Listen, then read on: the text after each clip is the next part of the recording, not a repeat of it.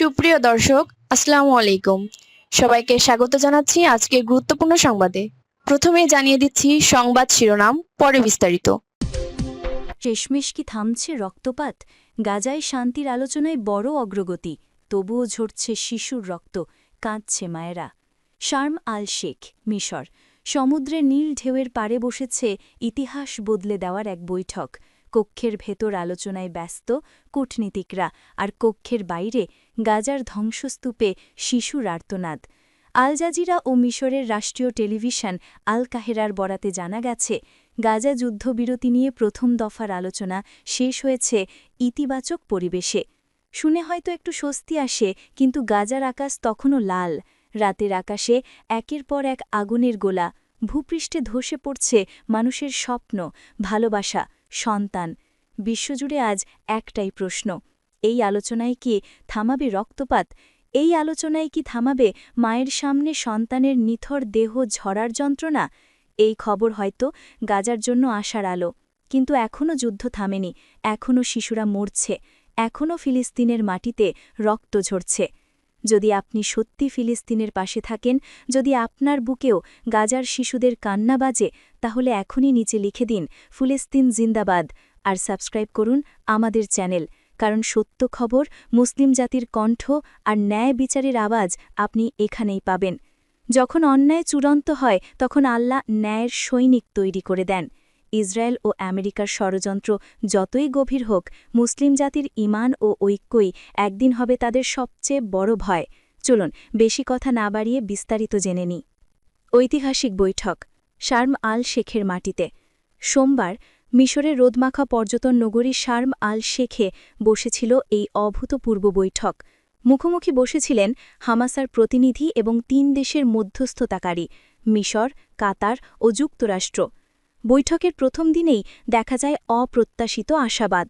মধ্যপ্রাচ্য বিশ্লেষকের অনেকে বলছেন, এটি শুধু একটি বৈঠক নয়, এটি হতে পারে গাজায় চলমান গণহত্যা থামানোর ইতিহাস।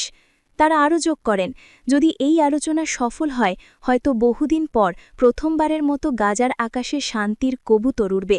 কিন্তু প্রশ্ন রয়ে যায়, শান্তির কবুতর উড়বে নাকি আবারও আগুনের পাখি নেমে আসবে গাজার আকাশে?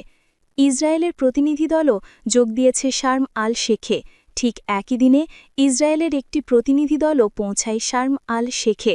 তারা অংশ নিচ্ছে দ্বিতীয় ধাপের আলোচনায়। যদিও এখনও কোনো চূড়ান্ত চুক্তি বা লিখিত প্রস্তাব প্রকাশ পায়নি, তবু একটিই ভালো খবর, সব পক্ষ আলোচনার ধারাবাহিকতা বজায় রাখতে রাজি হয়েছে।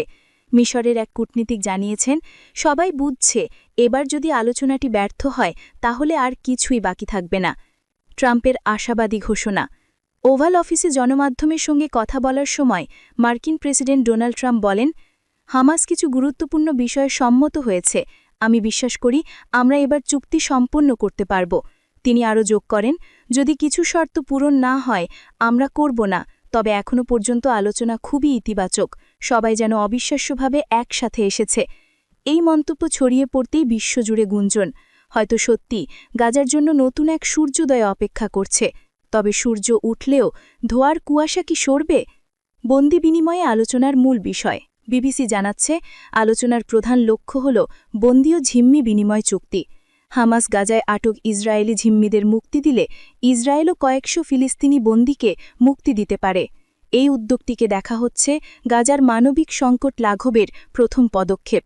বিশ্লেষকের মতে, যদি এই বন্দি বিনিময় সফল হয়, তাহলে পরবর্তী ধাপেই আসতে পারে পূর্ণ যুদ্ধবিরতি। কিন্তু তার আগেই সময় যেন গিলে নিচ্ছে হাজারো জীবন। প্রতিটি বোমা পড়ছে একটি পরিবারের উপর, প্রতিটি বিস্ফোরণ গিলে নিচ্ছে ভালোবাসা, স্মৃতি, শিশুর হাসি। এখনও থামেনি আগুনের বর্ষণ। আলোচনার সময় যখন টেবিলে শান্তির খসড়া লিখছেন কূটনীতিকরা, ঠিক তখনই গাজার খান ইউনুসে চলছে বিমান হামলা।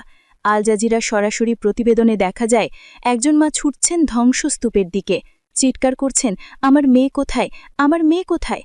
তার হাতের কোলে এক টুকরো কাপড়, যা একসময় শিশুর পোশাক ছিল। চোখে আর অশ্রু নেই, আছে শুধু স্তব্ধতা।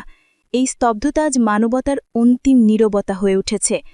বিশ্ববাসী আর চোখ এখন গাজায়। বিশ্বের প্রতিটি শান্তিপ্রিয় মানুষ, প্রতিটি মানবাধিকার কর্মী আজ এক প্রশ্নে একভৃত, কবে থামবে এই যুদ্ধ?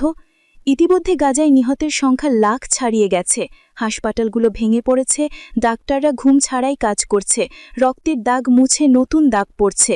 আল জাজিরা জানিয়েছে, একটি হাসপাতালের আঙিনায় ৩০টি শিশুর লাশ একসাথে রাখা হয়েছে। কেউ চেনারও সুযোগ পাচ্ছে না কার সন্তান কোনটি। একজন পিতা, যিনি ৩ সন্তানের দেহ একসাথে কবর দিয়েছেন, বলেছেন, আমি শুধু আল্লাহকে বলেছি, আমাকে এখনই তুলে নাও, ওদের কাছে নিয়ে যাও। এই কথাগুলো কেবল কোনো খবর নয়, এগুলো এক সভ্যতার নীরব আর্তনাদ। বিশ্লেষকের চোখে শেষ সুযোগ। আন্তর্জাতিক সম্পর্ক বিশেষজ্ঞরা সতর্ক করেছেন, যতদিন গাজা অবরুদ্ধ থাকবে ততদিন শান্তি কেবল কাগজে সীমাবদ্ধ থাকবে।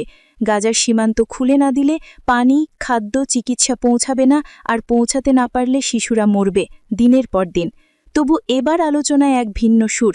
হামাসের পক্ষ থেকেও দেখা যাচ্ছে ব্যবহারিক ও নমনীয় মনোভাব, যা ভবিষ্যতে শান্তি চুক্তির জন্য আশার আলো। গাজার মানুষের কান্না থামবে তো? এক গাজার নারী, যার ৩ সন্তান ধ্বংসস্তূপে মারা যাচ্ছে, আল জাজিরাকে বলেছিলেন, আমরা যুদ্ধ চাই না, শুধু একটু বাঁচতে।